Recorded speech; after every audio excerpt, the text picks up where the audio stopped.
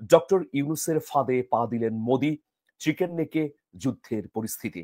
মাত্র অভিভাবক বাংলাদেশ এবং ভারতের যে সেভেন সিস্টার্স সেটি নিয়েও তিনি কিছু মন্তব্য করেছিলেন। তার পরপরই যখন নরেন্দ্র মোদী এবং ডক্টর মোহাম্মদ ইউনূস দুই দেশের সরকার প্রধান যখন থাইল্যান্ডে অবস্থান করছেন, ঠিক তখনই প্রধান উপদেষ্টার ওই মন্তব্যের পর বাংলাদেশ সীমান্তের কাছে, বা স্পষ্ট করে যদি বলা যায়, ভারত সরকার শিলিগুড়ি করিডোরের সামরিক শক্তি বাড়ানোর জন্য বিশেষ ব্যবস্থা গ্রহণ করে। প্রধান ডক্টর ইউনূসের সাথে বৈঠক হয়েছে নরেন্দ্র মোদীর। এই বৈঠকের পর ভারত থেকে তিনি ফিরে এসেছেন, ব্যাংকক থেকে ফিরে এসেছেন। ফিরে আসার পরে চিকেন নেক, যেটা নিয়ে সবচেয়ে আলোচনা হচ্ছিল, যেটা নিয়ে তিনি কথা বলেছেন চীনে গিয়েও, এই আলোচনার মাঝখানে বৈঠক শেষেই ভারত এখন চিকেন নেকে 12 অস্ত্র সহ সৈন্য মোতায়েন করেছে। এটার আসলে মূল কারিগর, মূল সমস্যাটা কেন তারা এই কাজটা করলো, কেন তারা এই মুহূর্তে চিকেন নেকে অস্ত্র সহ তারা সৈন্য মোতায়েন করলো? তারা কি আশঙ্কা করছে বাংলাদেশ চিকেন নেক দখল করে নিবে? দর্শক, এই বিষয়ে নিয়ে কিছু তথ্য দিব। এর আগে একটা আলোচনা শুনবো এই বিষয় নিয়ে। প্রধান উপদেষ্টা এবং ভারতের প্রধানমন্ত্রীর মধ্যে যে বৈঠক অনুষ্ঠিত হলো, সেই বৈঠকে নরেন্দ্র মোদীর পক্ষ থেকে একটি বক্তব্য খুব গুরুত্বের সঙ্গে তুলে ধরা হয়েছে আমাদের প্রধান উপদেষ্টার উদ্দেশ্যে, যেটি ভারতের গণমাধ্যমে বেশ ফলাওভাবে প্রচার হয়েছে। এবং কতটা গুরুত্বের সঙ্গে এটি তুলে ধরা হয়েছে তার একটি রেফারেন্স আমি আপনাদেরকে দেব। নরেন্দ্র মোদী মন্তব্য করেছিলেন ডক্টর মোহাম্মদ ইউনূসের প্রতি যে এমন কোনো মন্তব্য করা ঠিক নয় যা পরিবেশ নষ্ট করে, অর্থাৎ ভারত বাংলাদেশ দুই রাষ্ট্রের মধ্যে তিক্ততার সৃষ্টি হয় চরমভাবে। এই মন্তব্য তিনি করেছেন এবং কতটা যে গুরুত্বের সঙ্গে এটি করেছেন তা আবার বোঝা যায় ভারতের কোনো কোনো গণমাধ্যমে যে রিপোর্টটি এসেছে। চীন সফর করার সময় সে দেশের প্রেসিডেন্ট শি জিনপিংয়ের সঙ্গে বৈঠকে আমাদের প্রধান উপদেষ্টা যে মন্তব্যটি করেছিলেন, এই অঞ্চলের সমুদ্রের একমাত্র অভিভাবক বাংলাদেশ এবং ভারতের যে সেভেন সিস্টার্স সেটি নিয়েও তিনি কিছু মন্তব্য করেছিলেন। তার পরপরই যখন নরেন্দ্র মোদী এবং ডক্টর মোহাম্মদ ইউনূস দুই দেশের সরকার প্রধান যখন থাইল্যান্ডে অবস্থান করছেন, ঠিক তখনই প্রধান উপদেষ্টার ওই মন্তব্যের পর বাংলাদেশ সীমান্তের কাছে, বা স্পষ্ট করে যদি বলা যায়, ভারত সরকার শিলিগুড়ি করিডোরের সামরিক শক্তি বাড়ানোর জন্য বিশেষ ব্যবস্থা গ্রহণ করে। প্রধান উপদেষ্টার এই বক্তব্যটি তারা এতটাই গুরুত্বের সঙ্গে নিয়েছে, তাদের কাছে মনে হয়েছে এটি ডক্টর মোহাম্মদ ইউনূসের একটি উস্কানিমূলক বক্তব্য। সেভেন সিস্টার্স নিয়ে চীনের সঙ্গে কোনো ধরনের ষড়যন্ত্র হচ্ছে কিনা তারা সেভাবেই নিয়েছে। হয়তো কিছুই না প্রধান উপদেষ্টার বক্তব্য, হয়তো প্রধান উপদেষ্টা প্রেস উইং তেমনটাই মন্তব্য করার চেষ্টা করেছে, কিন্তু ভারত বসে থাকেনি। তারা যে চিকেন নেক শিলিগুড়ি করিডোর, তার কাছে উন্নত সামরিক সরঞ্জাম বলতে আমি যদি বলি স্পষ্টভাবে যে হাসিমারা বিমান ঘাঁটিতে রাফায়েল যুদ্ধ বিমান মোতায়েন করা হয়েছে। শিলিগুড়ি করিডোরে ব্রহ্মোস সুপারসনিক ক্রুজ ক্ষেপণাস্ত্র রেজিমেন্ট মোতায়েন এটি করা হয়েছে এবং S-400 ক্ষেপণাস্ত্র ব্যবস্থা সংযুক্ত করে আকাশ প্রতিরক্ষা জোরদার এবং T-90 ট্যাঙ্ক সহ লাইভ ফায়ার মহড়া চলেছে।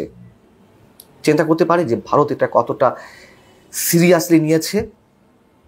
এই জন্যই বলছিলাম যে যেই খবরটি আমাদের গণমাধ্যমে আসেনি সেটি ভারতের গণমাধ্যমে খুবই গুরুত্বের সঙ্গে উঠে এসেছে এবং কতটা সিরিয়াসলি নরেন্দ্র মোদী এই ধরনের মন্তব্য করেছে আমাদের প্রধান উপদেষ্টার প্রতি তা খুব সহজে বোঝা যাচ্ছে। এখন চিকেন নেক নিয়ে কেন তারা এতটা সেন্সিটিভ পর্যায়ে রয়েছে,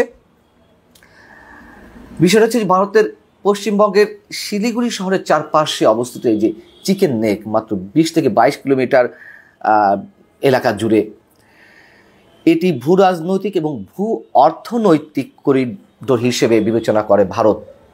এবং ভারতের যে সেভেন সিস্টার্স বা 7 অঙ্গরাজ্য, মেঘালয়, মিজোরাম, ত্রিপুরা, এরকম 7টি রাজ্যকে ভারতের মূল ভূখণ্ডের সঙ্গে এই যে সরু একটা করিডোর এটি সংযুক্ত করেছে, আপনারা সবাই জানেন। এবং এই করিডোরের এক পাশে রয়েছে নেপাল, ভুটান, আর অন্য পাশে রয়েছে বাংলাদেশ। তো ডক্টর মোহাম্মদ ইউনূস যে মন্তব্যটি করেছিলেন সেই মন্তব্যের পাল্টা জবাবও কিন্তু ভারতের পররাষ্ট্রমন্ত্রী এস জয়শঙ্কর দিয়েছেন থাইল্যান্ডে বিমস্টেক সম্মেলনে বসেই। তিনি বলেছেন এই অঞ্চলের সমুদ্রের দীর্ঘতম উপকূল রেখা ভারতেরই। এই যে কথার জবাব দেওয়া, নানান ধরনের সামরিক উদ্যোগ গ্রহণ করা, এগুলো তারা যে কোনো দৃষ্টিকোণ থেকে বা তাদের জায়গা থেকে তারা নিতেই পারে, কিন্তু আমাদের উদ্বিগ্ন হওয়ার যথেষ্ট কারণ রয়েছে। এবং আমরা এটুকু স্পষ্ট বলতে চাই, ভারতের এই ধরনের উদ্যোগ বা এই ধরনের অ্যাকশন আমরা সাধারণ মানুষও খুব ভালোভাবে নিতে চাই না। তার কারণ ভারতের একটু বোঝা উচিত যে এখানে একটি অনির্বাচিত সরকার রয়েছে, এবং সেটিকে কেন্দ্র করে যদি বাংলাদেশ ভারতের অন্তত সাধারণ মানুষের মধ্যে যে যোগাযোগটা, যে নারীর টানটা, সেটিকে হুমকির মুখে ফেলা নিশ্চয়ই কোনোভাবেই ঠিক নয়। ভারত হয়তো ভারতের জায়গা থেকে, তার নিরাপত্তার জায়গা থেকে হয়তো ঠিক আছে। যেমন তিস্তা প্রকল্প তো আমরা তিস্তার পানিটাই পাচ্ছি না ভারতের অভ্যন্তরীণ রাজনীতির কারণে, তাই না? তিস্তা প্রকল্পে চীন অর্থায়ন করতে চেয়েছিল, যদিও চীনের স্বার্থ রয়েছে, ভারত এটা খুব স্বাভাবিকভাবে নেবে না। কিন্তু ভারত যদি মনে করেই থাকে যে বাংলাদেশের জনগণের সঙ্গে তারা বন্ধুত্ব বজায় রাখতে চায়, আমাদের পানিটা তো দিয়ে দিলে হয়, তাই না? পানিও দিবে না, প্রকল্প করতে দেবে না, একটা জটিল সমীকরণ। চীন এই তিস্তা বহুমুখী প্রকল্পে বেশ আগ্রহী হয়ে উঠেছিল। যে পরিমাণ টাকা লাগবে চীন দিবে। কেন দিবে? চীন তার belt and road initiative BRI এর যে প্রকল্প, সেটির মাধ্যমে এশিয়া, ইউরোপ এবং আফ্রিকা মহাদেশকে একই সুতোয় গাঁথতে চায়। এবং এটি বাংলাদেশ, চীন, ভারত, মিয়ানমারের অর্থনৈতিক করিডোর হিসেবে তারা বিবেচনা করে আসছে। এবং এই প্রস্তাবিত করিডোরের মাধ্যমে চীন তাদের দক্ষিণ পশ্চিমাঞ্চলের যে ইউনান প্রদেশ, সেটিকে সংযুক্ত করতে চায় মিয়ানমারের মাধ্যমে, আবার বাংলাদেশের মাধ্যমে তারা ভারতের পশ্চিমবঙ্গকে সংযুক্ত করতে চায়। এবং যদি শিলিগুড়ির কাছে, চিকেন নেকের কাছে, লালমনিরহাট বাংলাদেশের এই তিস্তা প্রকল্প গড়ে ওঠে, চীনের অর্থায়নে যদি গড়ে ওঠে, তাহলে চীনের বিভিন্ন পর্যায়ের বিশেষজ্ঞ বলি বা টেকনিক্যাল পার্সন বলি অথবা সেনা কর্মকর্তা বলি, সেনা সদস্য বলি, তাদের আনাগোনাটা বেড়ে যাবে। এবং ভারত যেহেতু মনে করে যে চীন তাদের এই বেল্ট অ্যান্ড রোড ইনিশিয়েটিভের মাধ্যমে ভারতকে চারপাশ দিয়ে ঘিরে ধরতে চায়, এবং তাদের নজরদারি তিস্তা প্রকল্পের মাধ্যমে আরও বেশি বেড়ে যাবে ভারতের প্রতি।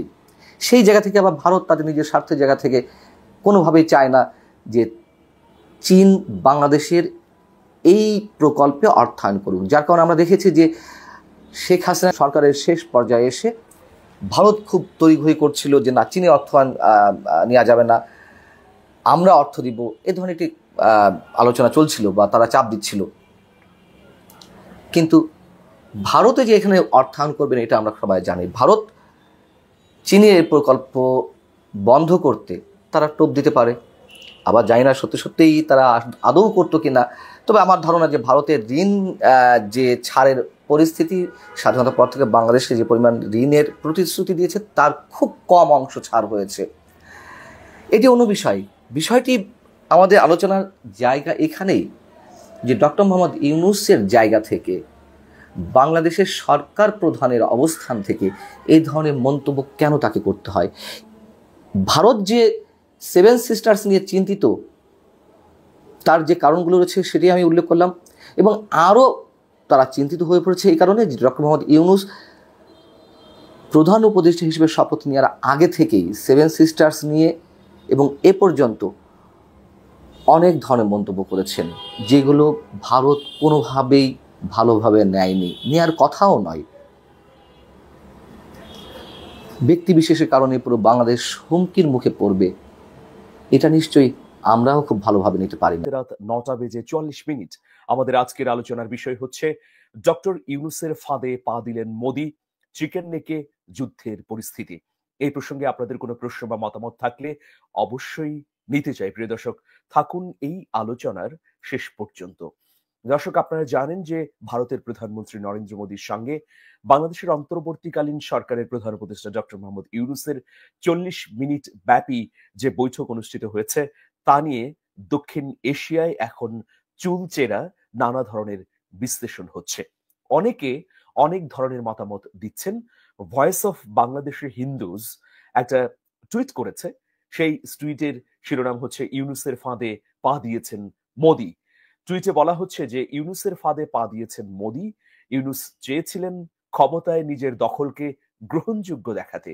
চীন ও ভারতের সঙ্গে বৈঠক করে ইউনূস বিশ্বকে বার্তা দিয়েছেন যে তিনি অগণতান্ত্রিক নন এবং সবার সঙ্গে সুসম্পর্ক বজায় রাখতে চান। ইউনূস তার কূটনৈতিক বুদ্ধিমত্তার মাধ্যমে বাংলাদেশের জন্য বিজয় এনেছেন। এটা হচ্ছে ভয়েস অফ বাংলাদেশি হিন্দুজের পক্ষ থেকে টুইট। আরেকটি টুইট আপনাদেরকে উল্লেখ করছি। সেই টুইটে বলা হচ্ছে যে ইউনূস সফল হয়েছেন। তিনি শুধু চেয়েছিলেন মোদির সঙ্গে এক বৈঠকে বিশ্বকে দেখাতে যে বাংলাদেশ তার প্রতিবেশী দেশের সঙ্গে সুসম্পর্ক রাখতে চায় বা সুসম্পর্ক রেখেছে। মোদি সেই ফাঁদে পা দিয়েছিলেন। Unity for Bangladeshi Hindus, B United Hindus, এই অ্যাকাউন্ট থেকে এক্সে এটি স্ট্যাটাস দেওয়া হয়েছে বা উল্লেখ করা হয়েছে। প্রিয় দর্শক, তো এই যে বাংলাদেশের হিন্দু ভাইদের পক্ষ থেকে বা হিন্দু সম্প্রদায়ের এই দুটি গ্রুপের পক্ষ থেকে মোহাম্মদ ইউনূসের মোদির সঙ্গে বৈঠককে কিভাবে চিত্রিত করা হয়েছে, এখানে ইতিবাচক দিক রয়েছে যেমন, আবার একটা নেতিবাচক প্রসঙ্গ আছে। ইতিবাচক দিক হচ্ছে যে ডক্টর মোহাম্মদ ইউনূস তিনি মোদির সঙ্গে বৈঠক করে এক ধাপ এগিয়ে থাকলেন। কারণ আপনারা জানেন যে ভারতের অভ্যন্তর থেকে অব্যাহতভাবে অপপ্রচার হচ্ছিল অন্তর্বর্তী সরকার নিয়ে। 5ই আগস্ট গণ অভ্যুত্থানের পর শেখ হাসিনা পালিয়ে গেলে ডক্টর মোহাম্মদ ইউনূস যে অন্তর্বর্তী সরকার গঠন করেন, এই সরকারের সঙ্গে মোদি প্রশাসনের কোনো ধরনের ইতিবাচক সম্পর্ক হয়নি, সম্পর্ক শীতলতায় গেছে। এই বৈঠকের মধ্য দিয়ে একটা নতুন দরজা উন্মোচিত হলো। বাংলাদেশের হিন্দু সম্প্রদায় এই দুটো টুইটের মধ্য দিয়ে বা স্ট্যাটাসের মধ্য দিয়ে ডক্টর মোহাম্মদ ইউনূসের নরেন্দ্র মোদির সঙ্গে বৈঠককে বুদ্ধিমত্তার পরিচায়ক হিসেবে উল্লেখ করেছেন। মোহাম্মদ ইউনূস তার ভূ রাজনৈতিক কূটনৈতিক ক্যারিশমা দিয়ে তিনি যে এক ধাপ এগিয়ে থাকলেন বা বাংলাদেশকে এগিয়ে রাখলেন, সেই প্রসঙ্গটি উল্লেখ করেছেন বাংলাদেশের হিন্দু ভাই বোনদের platform voice of Bangladesh Hindus এবং ইউনিটি ফর বাংলাদেশি হিন্দুজ। এবং আপনারা জানেন যে বাংলাদেশে সংখ্যালঘু নিপীড়ন হচ্ছে বলে যে গ্রেবলসীয় অপপ্রচার ভারতের অভ্যন্তর থেকে হয়েছে গত কয়েক মাস ধরে, সেই সব অপপ্রচারের জবাব কিন্তু বাংলাদেশের হিন্দু ভাই এবং বোনেরাই বিভিন্ন সময় বিভিন্নভাবে দিয়েছেন। ভারতের কলকাতায় সফররত বা সেখানে ভ্রমণরত অনেক হিন্দু বাংলাদেশি ভাই বোনেরা স্পষ্ট করেই বলেছেন যে বাংলাদেশে তারা নির্যাতনের মুখোমুখি হচ্ছেন না, নির্বিঘ্নে ধর্মকর্ম পালন করতে পারছেন। তো আজকে আমরা দেখলাম এই টুইট দুটির মধ্য দিয়ে তারা আরো স্পষ্ট করলেন ডক্টর মোহাম্মদ ইউনূসের যে কূটনৈতিক তৎপরতা সেটিকে, এবং এটির একটি স্বীকৃতিও দিলেন। এই দুটি প্রসঙ্গ আসলে ফেসবুকে দিয়েছেন দৈনিক নয়া দিগন্তের নির্বাহী সম্পাদক জনাব মাসুমুর রহমান খলিলি। তিনি ফেসবুকে দিয়ে এই দুটো স্ট্যাটাসকে গুরুত্বপূর্ণ হিসেবেই আসলে উল্লেখ করেছেন। এখন প্রিয় দর্শক, এই যে একটি প্রসঙ্গ বা একটি লাইন যে ইউনূসের ফাঁদে পা দিলেন কি মোদি, আপনারা জানেন যে পাকিস্তানের সঙ্গে এই মুহূর্তে বাংলাদেশের একটা সম্পর্কের উষ্ণায়নের পথ অতিক্রম করছে। অন্যদিকে চীন সফর করে এলেন মোহাম্মদ ইউনূস। শ্রীলঙ্কা, নেপাল, ভুটান, মালদ্বীপ বা মিয়ানমারের কথা বলি না কেন, প্রত্যেকটা রাষ্ট্রের সঙ্গেই মোহাম্মদ ইউনূস নতুন কূটনৈতিক কর্মপন্থা ঢেলে সাজাচ্ছেন। এই প্রেক্ষাপটে একমাত্র বৃহৎ প্রতিবেশী ভারতের সঙ্গে বাংলাদেশ কি একেবারে সম্পর্কের দরজা রুদ্ধ করে রাখবে? না, অগ্রগামী বা অগ্রবর্তী হিসেবে মোহাম্মদ ইউনূস তিনি এগিয়ে এলেন। আপনারা জানেন যে বাংলাদেশের পক্ষ থেকে আহ্বান জানানো হয়েছিল যে বিমস্টেকের সাইড লাইনে যেন এই বৈঠকটির আয়োজন করে ভারত। তো সেই আহ্বানে সাড়া দিয়ে ভারত এই বৈঠকটির আয়োজন করেছে। এর আগেও চীন সফরে যাওয়ার আগেই মোহাম্মদ ইউনূসের প্রশাসন ভারতের প্রশাসনকে আহ্বান জানিয়েছিলেন যে যেন মোহাম্মদ ইউনূসের ভারতে একটি সফরের আয়োজন করা হয়, কিন্তু সেই বিষয়ে মোদি প্রশাসন কোনো ধরনের সাড়া দেয়নি। কিন্তু চীন সফরের পরপরই দক্ষিণ এশিয়ার ভূ রাজনৈতিক পরিস্থিতি কিন্তু বদলে যেতে থাকে, ফলে খানিকটা বাধ্য হয়েই নরেন্দ্র মোদীর প্রশাসন ইউনূসের আহ্বানে সাড়া দিয়ে এই বৈঠকে বসেছেন। গুরুত্বপূর্ণ বিষয় হচ্ছে যে এই বৈঠকে খুব স্পষ্টভাবে মোহাম্মদ ইউনূস প্রথমত তিনি শেখ হাসিনাকে ফেরত চেয়েছেন, দ্বিতীয়ত তিনি ইন্টেলেকচুয়াল ডিপ্লোমেসি করেছেন একটা ছবি দিয়ে, যে ছবিতে নরেন্দ্র মোদী মোহাম্মদ ইউনূসের গলায় স্বর্ণপদক পরিয়ে দিচ্ছেন, মানে রিকলিং করার যে তুমি কিন্তু আমাকে স্বীকৃতি দিয়েছ, সুতরাং তুমি এখন যে আমাকে ঘিরে বা আমাকে মৌলবাদী হিসেবে চিহ্নিত করার অপপ্রচার করছো, সেটি আসলে পলিটিক্যাল, সেটি আসলে উদ্দেশ্য প্রণোদিত। প্রিয় দর্শক, এখন দেখুন যে ডক্টর মোহাম্মদ ইউনূস চীন সফরে গিয়ে কি বলেছিলেন, তার সেই বক্তব্য নিয়ে তো ইতিমধ্যে তোলপাড় শুরু হয়েছে। 4 দিনের চীন সফরে গিয়ে প্রধান উপদেষ্টা ডক্টর মোহাম্মদ ইউনূস ভারতের উত্তর পূর্বাঞ্চলের 7টি রাজ্যের ব্যবসায়িক সম্ভাবনা নিয়ে কথা বলেন। তিনি কি বললেন, যে কথার কারণে আসলে ভারতের অভ্যন্তরে নানা ধরনের বিচার বিশ্লেষণ শুরু হয়েছে 7 রাজ্য বা 7 রাজ্যের সঙ্গে ভারতের মূল ভূখণ্ডের সংযোগ স্থল চিকেন নেক নিয়ে। মোহাম্মদ ইউনূস বলেছিলেন যে ভারতের পূর্বাঞ্চলের 7 সিস্টার্স নামে পরিচিত 7টি রাজ্য, এই রাজ্যগুলো ভারতের স্থলবেষ্টিত অঞ্চল। এটা তো কোনো মিথ্যা স্টেটমেন্ট নয়। এই চিকেন নেকের পাশে গড়ে ওঠা 7টি রাজ্য, যাদেরকে 7 বোন বলা হয়, এই 7 বনে তো কোনো সমুদ্র সীমানা নেই। মোহাম্মদ ইউনূস তাহলে মিথ্যা কি বললেন? সমুদ্রে পৌঁছানোর জন্য তাদের যোগাযোগের কোনো উপায় নেই। মোহাম্মদ ইউনূস এই মন্তব্য করে আরো বলেছেন যে এই অঞ্চলের জন্য সমুদ্রের একমাত্র অভিভাবক বাংলাদেশ। এখন ভারতের এখানেই প্রচন্ড আপত্তি আমরা দেখতে পাচ্ছি যে কেন তিনি বাংলাদেশকে একমাত্র অভিভাবক বললেন। দেখুন, চট্টগ্রামের সঙ্গে বঙ্গোপসাগর সমুদ্র সংযুক্ত, আর চট্টগ্রামের সঙ্গে এই 7টি রাজ্য সংযুক্ত। এই হিসেবে সমুদ্রের অভিভাবক হিসেবে বাংলাদেশকে যদি উপস্থাপন করা হয়, তাহলে সেটি কিন্তু ভুল বলা হচ্ছে না। মোহাম্মদ ইউনূস চীন সফরে গিয়ে আরো বলেন যে এটি বিশাল এক সম্ভাবনা উন্মোচন করে, এটি চীনা অর্থনীতির একটি সম্প্রসারণও হতে পারে। এখন দেখুন, মোহাম্মদ ইউনূসের এই বক্তব্যের পর ভারতের পররাষ্ট্র মন্ত্রণালয়ের পক্ষ থেকেও এ বিষয়ে উষ্মা প্রকাশ করা হয়েছে। পাশাপাশি ভারতের বিশ্লেষকরা নানা ধরনের বিশ্লেষণ করছেন এটা নিয়ে। এখন মোহাম্মদ ইউনূস ক্ষমতা গ্রহণের পরপরই তিনি একটি কথা বলেছিলেন যে বাংলাদেশ যদি অস্থিতিশীল হয়, তাহলে ভারতের 7 সিস্টার্স, নেপাল, ভুটান, এগুলো কোনো রাষ্ট্রই নিরাপদ থাকবে না। তিনি সুস্পষ্টভাবেই বলেছেন যে ভারতের 7 সিস্টার্সও অস্থিতিশীল হবে যদি বাংলাদেশকে পরিকল্পিতভাবে অস্থির করা হয়। এটিও কিন্তু ধ্রুব সত্য একটি কথা। ধরুন, বাংলাদেশ কারো না কারো সঙ্গে যুদ্ধে জড়ালো, মিয়ানমার হোক, ভারত হোক, তাহলে এর প্রভাব সরাসরি কোথায় গিয়ে পড়বে? ভারতের সঙ্গে কোথায়, ভারতের কোন জায়গাটিতে পড়বে বাংলাদেশ ক্ষতিগ্রস্ত হলে?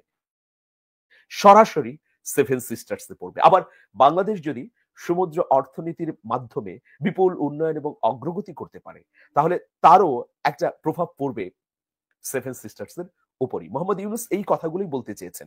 তিনি কিন্তু সবসময়ই বলেছেন যে 7 সিস্টার্সের সঙ্গে বাংলাদেশের অর্থনৈতিক প্রবৃদ্ধি, সেটার সূচক যেন উপরের দিকে উঠে। যাই হোক, চিকেন নেক নিয়ে যেহেতু এত আলোচনা, চীনে গিয়ে মোহাম্মদ ইউনূস চিকেন নেক প্রসঙ্গে বললেন, সেই জন্যে মানে একেবারে যুদ্ধাবস্থা বিরাজ করছে এই মুহূর্তে চিকেন নেকে।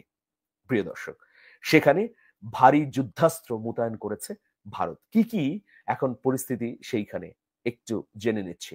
কয়েক স্তরে নিরাপত্তা ব্যবস্থা, ভারতীয় সশস্ত্র বাহিনী ওই অঞ্চলে নিরাপত্তা বৃদ্ধির জন্য ব্যাপক পদক্ষেপ গ্রহণ করেছে।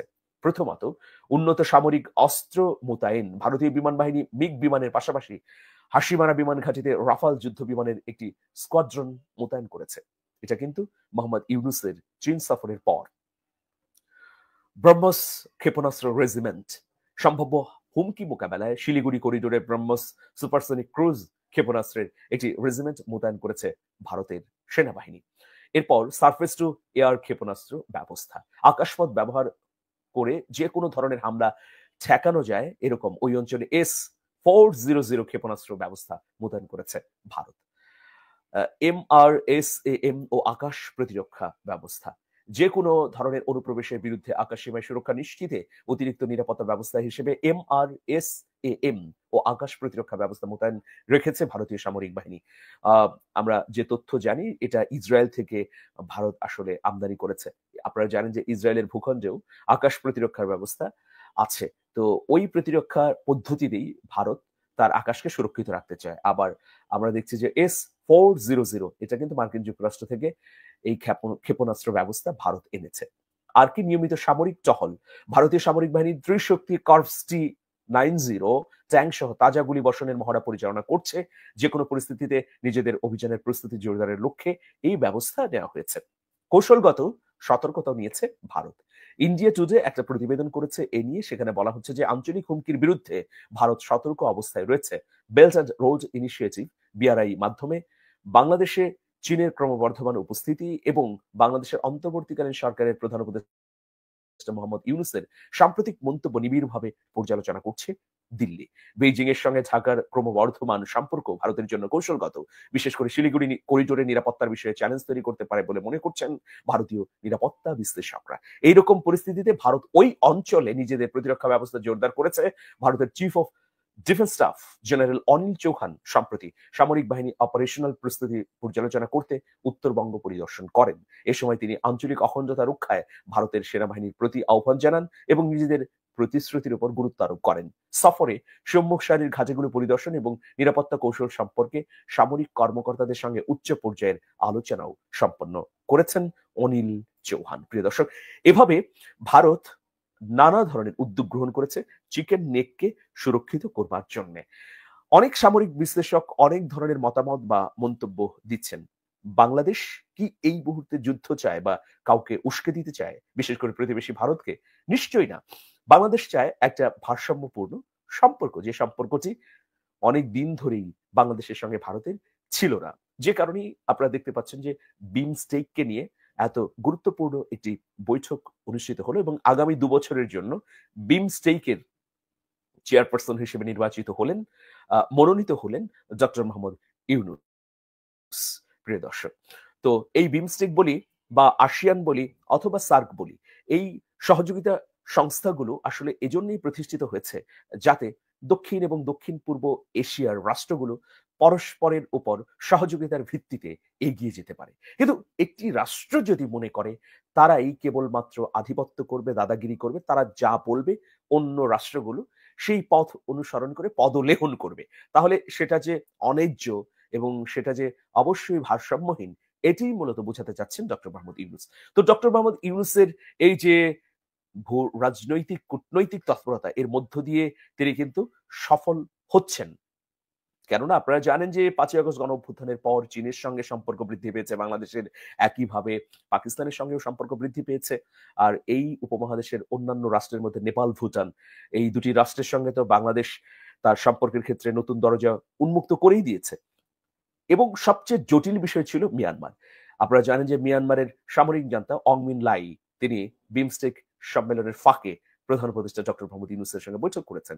এবং আরেকটি সুখবর, আপনারা জানেন যে 1 লাখ রোহিঙ্গাকে বাংলাদেশ থেকে প্রত্যার্পণের ইতিমধ্যে প্রস্তুতি শুরু হয়েছে। আমরা প্রত্যাশা করছি যে আগামী ঈদ উল ফিতরের আগেই এই কাজটি অন্তত সম্পন্ন হবে।